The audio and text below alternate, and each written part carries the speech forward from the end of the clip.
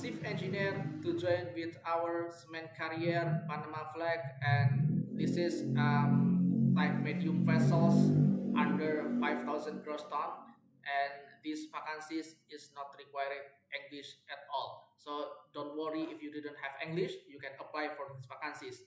Yeah, the salary will be for 5,500 US dollar per month with contract 6 months contract.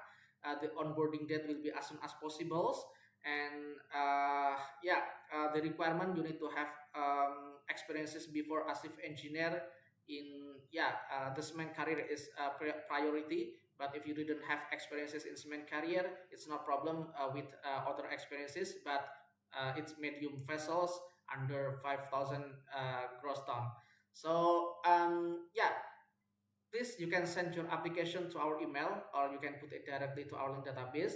And we need to inform you also these vacancies and these vessels needs experiences before in international trade. So you need to have experiences in international trade before. Yeah, please like, subscribe, and share this video to your friend in your country. Bye bye.